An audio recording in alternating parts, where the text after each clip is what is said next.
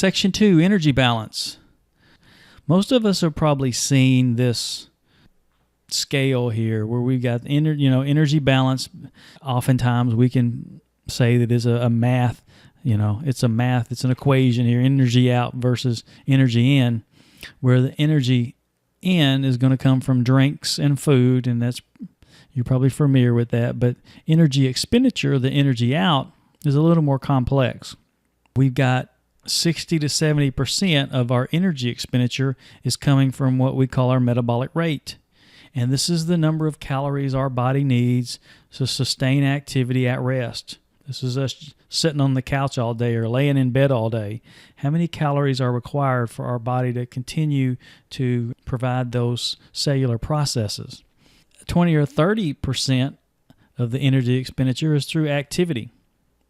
The extra activity that you go through in your daily routine, and oftentimes the easiest way to do it is just through exercise. How many calories are you burning through exercise? And then the last component to this is called the thermal effect of food. This is the amount of calories that your body burns through the process of digestion. So when you consume food, it requires extra calories for digestion, and that's considered the thermal effect of food. And usually what we do is we add 10% of our metabolic rate. So let's say your metabolic rate is 1,600 calories. I'm making this up, but then you would add 10%. 10% of that would be the thermal effect of food. So that'd be 160 calories. So you'd add that to the 1,600, and that would be 1,760 or something like that. So you would add that to it, and then you'd tack on the calories from exercise. And we'll look at this specifically in a little bit, but the biggest component of the energy expenditure is going to be your metabolic rate. And that's the reason that when you look at this total energy expenditure, there's a number of different factors that affects it. We know the metabolic rate is going to be the largest component.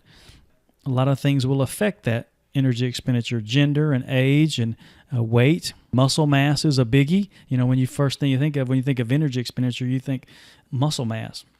In males, because we tend to be bigger, we have more muscle mass than the females, we're going to burn more calories at rest because we've got more muscle mass. With age, what tends to happen is just typically because of activity levels, the decline in activity levels, energy expenditure decreases. Another thing that affects total energy expenditure is hormones. And how many of you guys know someone who has a thyroid problem? Maybe it's hypothyroidism where there's not much activity there, and so you don't burn as many calories as you would like. Or maybe it's hyperthyroidism where it's just going out of control. A lot of people will say, oh man, I wish I had this hyperthyroid. No, you don't. A lot of health conditions and consequences of having a hyperthyroid problem too. And then another biggie, obviously, when you're looking at the total energy expenditure, is the frequency, intensity, and duration, or sometimes we just call this the volume of activity that you're actually doing. So I wanted to show you a couple of studies looking at different athletes just to wrap your head around how many calories some of these elite athletes are expending. So they did a study looking at Tour de France cyclists.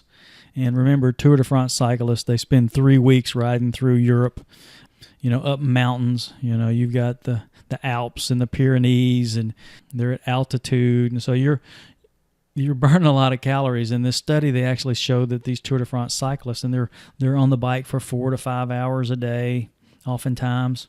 The study showed they were burning up to 7,000 calories a day. That's impressive. More than twice, maybe 3 times what some of us might need in a day. And then another study I pulled here showing you soccer players, professional soccer players, needed about 3,500 calories. That's how many calories they expended, 3,500 calories a day. And then female gymnasts expended 1,900 calories a day. And you might think that that's kind of low, but really think about what elite Olympic gymnasts, female gymnasts look like. They're little powerhouses, but they're really pretty small. So 1,900 calories is still quite a bit. And oftentimes these gals are teenagers, right? They're teenagers. That's just to give you an idea. It really does vary as far as how many calories are expended from these athletes. And with the soccer players and the gymnasts, I'm not sure what phase of their training they were in, which could definitely affect it. I know for sure the Tour de France cyclists were in the competition. And then some of you may have seen this. I pulled this because this is just, it stands out to me. In the New York Times, way back in 2008, back when Michael Phelps was training for one of his Olympics, there was an article that said the recipe for his success was eating 12,000 calories a day. It's an unbelievable amount of calories, right? You know, but then you got to look at Michael Phelps. He's about 6'4", 6'6", right? So he's a big guy. He's going to be needing a lot of calories anyway. But think about when he would be consuming this many calories. This is right before, this is in his peak training. This is right before the Olympics. He's probably in the pool, 5 to, 8 hours a day. I'm throwing that out, 8 hours. I don't know if he's 8 hours, but probably easily 6 hours a day. And with the water being cooler, and that's a lot of flip turns. 6 hours in the pool is a lot of flip turns. That's a lot of wrinkled skin. But 12,000 calories a day. So some of these athletes will be able to expend and then need quite a few calories. So I just wanted to throw out some numbers here for you in this section when you look at energy balance. And so that's what we're trying to do, is we're trying to fuel, because at this point, especially when you're getting ready to peak for your event, you're not worrying about trying to lose weight at this point. You're trying to fuel your training, and that's going to be the important aspect. Too many people are trying to they eat too few calories here right before the event or their competitive phase, and that gets them into trouble.